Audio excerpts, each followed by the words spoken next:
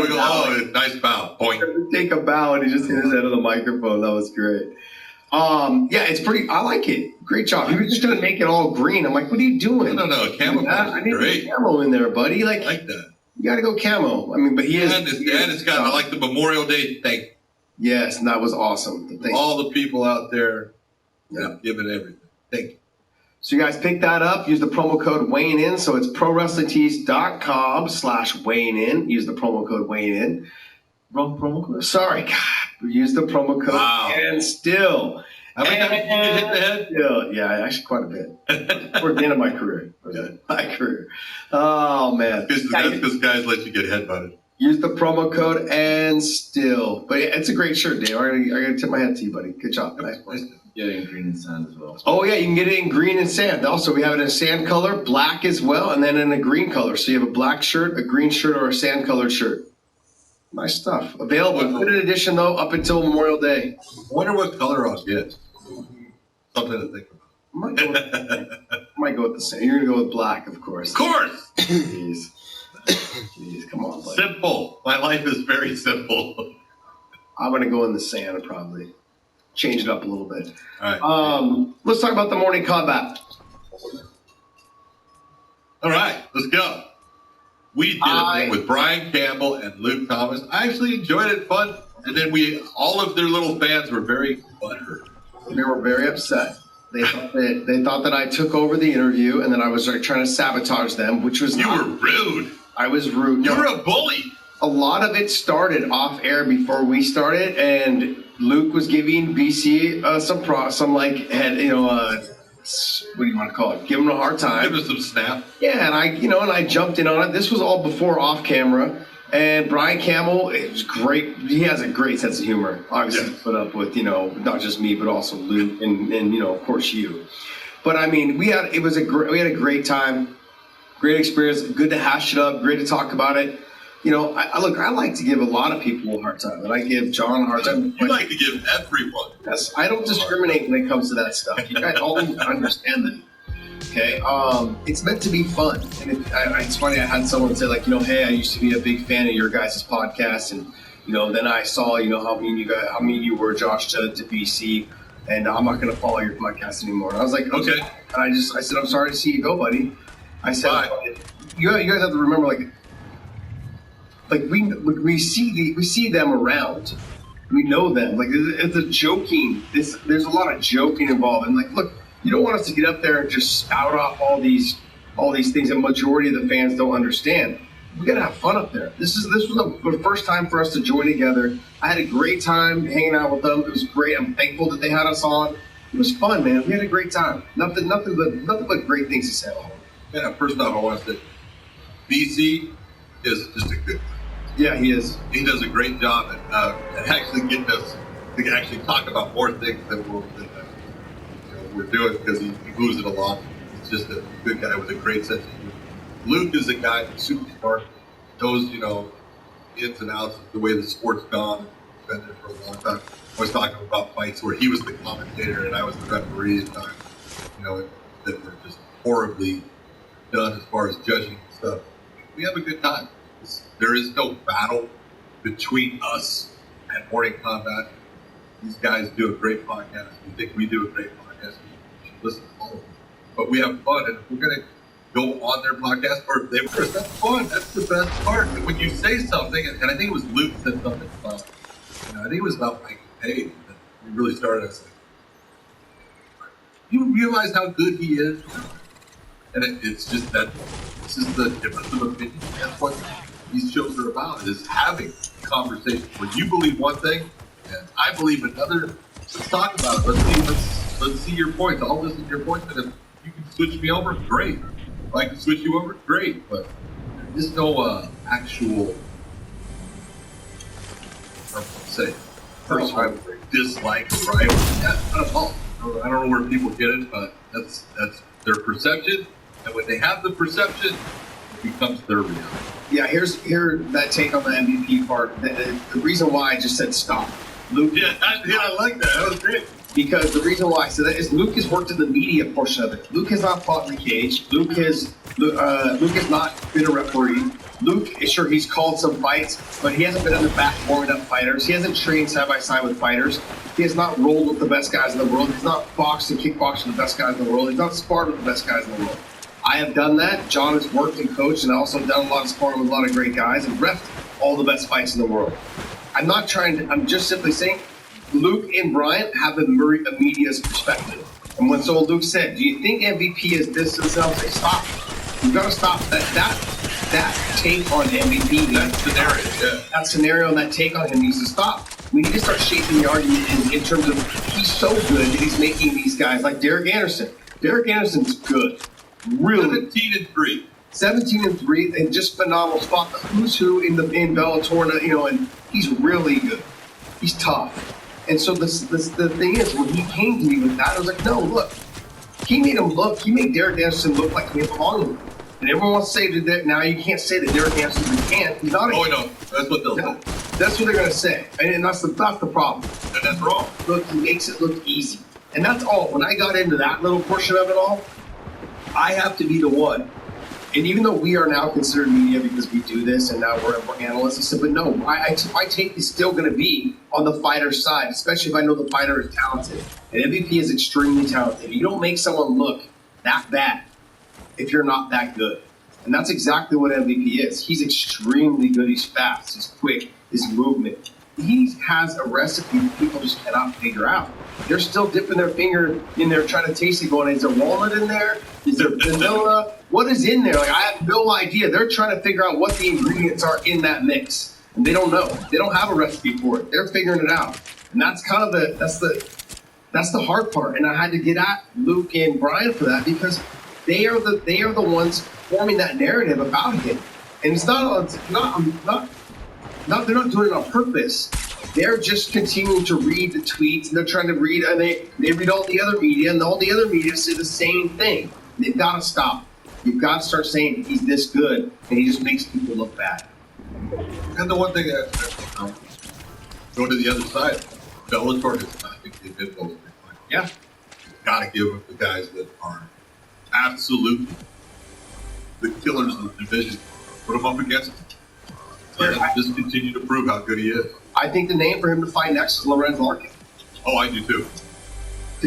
What a good, and I would love to see him fight Ray Daniels, but that would not work because Ray doesn't have a whole lot of experience in MMA, and then people would say, oh, you give him when Ray Daniels' style, his style could be just unbelievable. But maybe it would be bad, but I do think that Lorenz Larkin at 170 and MVP is the fight to put on.